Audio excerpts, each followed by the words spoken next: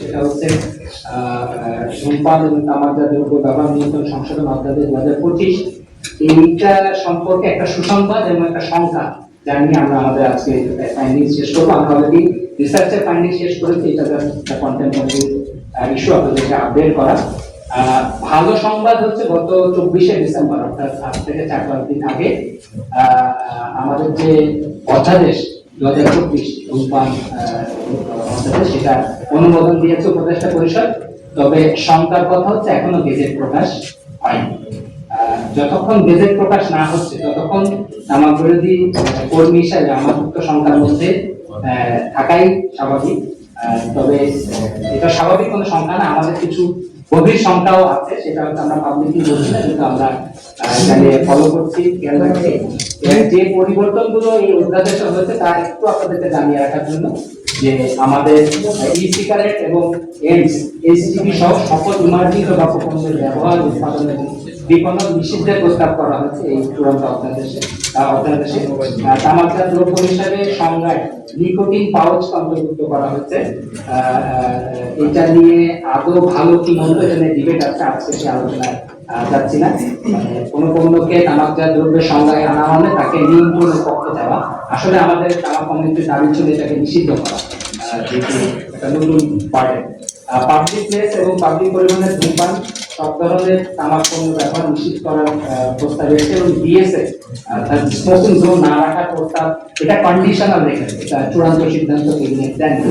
এটার মধ্যেও একটা কুচকালা থাকতেও পারে, আমরা নিশ্চিত যেহেতু পাবলিক কোনো ইনফরমেশন নেই, কিন্তু আমাদের অভিজ্ঞতা থেকে এই কথাটা বললাম।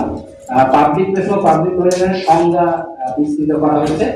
প্রোডাক্ট ডিসপ্লে নিষিদ্ধের প্রস্তাব করা হয়েছে এবং অনলাইনে বিক্রি বার্তা করা যাবে না সেই প্রস্তাব এখানে করা হয়েছে। পিকচুরিয়াল হেলথ ওয়ার্নিং এর আকার 50% থেকে বৃদ্ধি করে 75% করা হয়েছে। এই প্রস্তাবনাগুলো এখনো পর্যন্ত আছে, গেজেট প্রকাশ হলে বাকিটা অন্ধকার বলেন ধোয়া বলেন এটা পরিষ্কার হবে আশা করি। আমাদের চোখ কান আমরা সবাই খোলা রাখবো। সবাইকে ধন্যবাদ জানাই আমাকে এতক্ষণ সহ্য করার জন্য।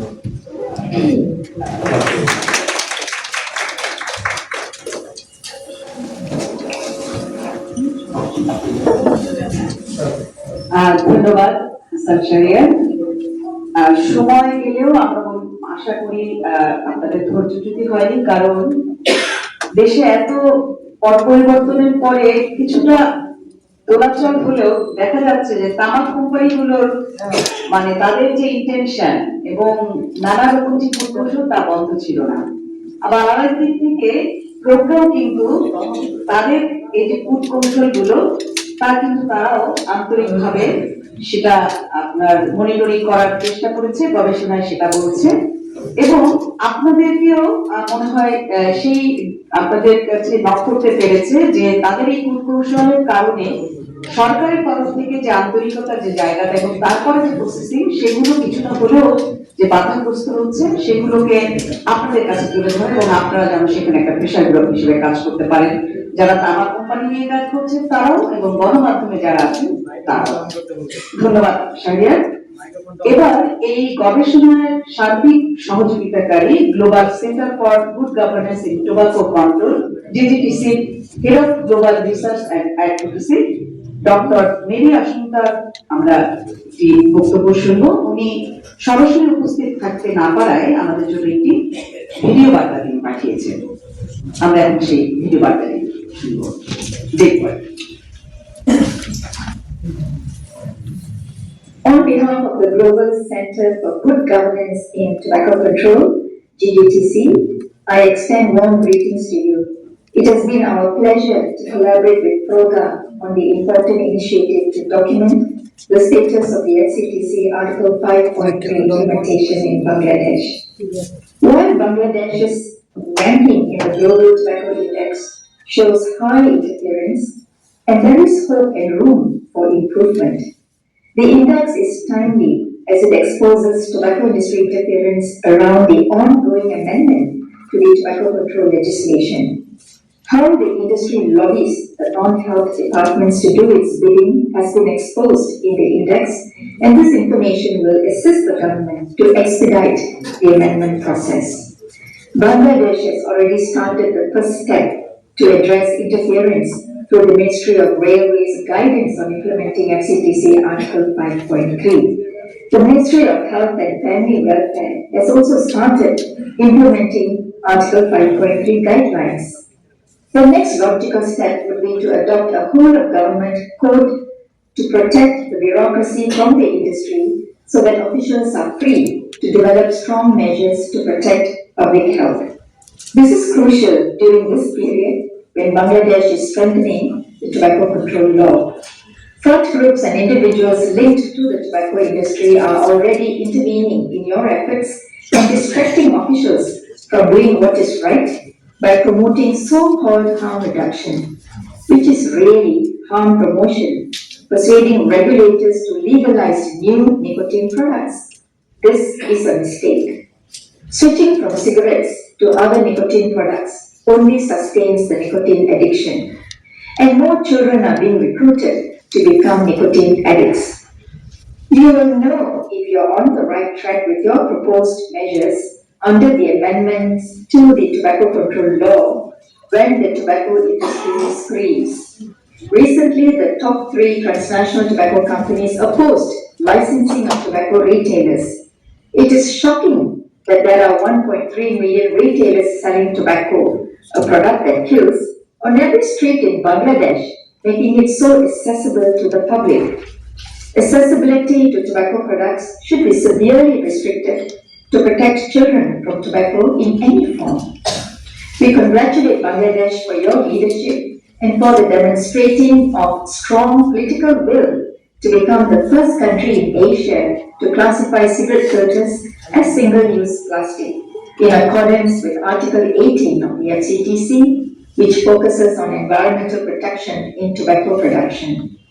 Your action to implement this measure will be most helpful to other countries in Asia to address the issue of making the tobacco industry liable for the harm it causes. To the policymakers, I urge you to stand firm and not let the tobacco industry intimidate or interfere your resolve to protect public health. I am confident Bangladesh will do the necessary to address tobacco industry interference and adopt a whole of government approach to implement Article 5.3 so that policymakers are not lobbied by the industry, instead are freed up to protect public health.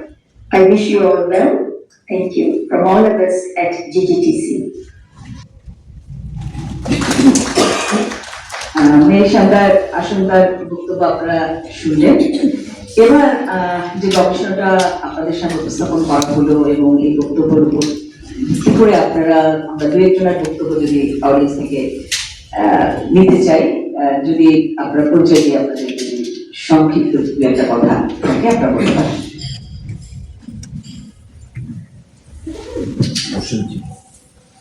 Question ছিল আচ্ছা,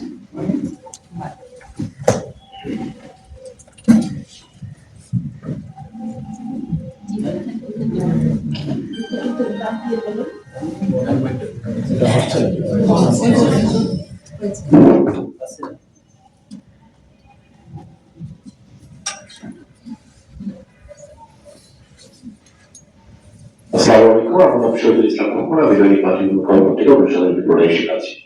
আমার প্রশ্ন হলো, জনস্বাস্থ্য যখন ঝুঁকিতে তখন রাষ্ট্রের নীতি নির্ধারণে তামাক কোম্পানির প্রভাব কেন এখনো থামছে না?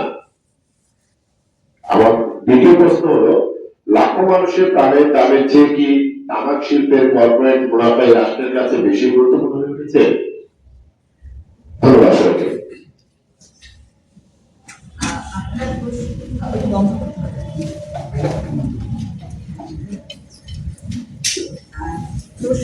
প্রশ্নের উত্তর আসলে আমাদের এখানে যারা আলোচক আছেন তাদের বক্তব্যের সময় আমরা আশা করি পাবো। আমরা বিভিন্ন সংগঠন যারা এই যে অ্যান্টি টোবাকো মুভমেন্টের মধ্যে আছেন তাদের তরফ থেকেও যদি আপনাদের কোনো বক্তব্য দেওয়ার থাকে গবেষণার উপরে, তাহলে আমরা একটু আসলে এই জায়গাটা ফোকাস করার জন্য বলছি।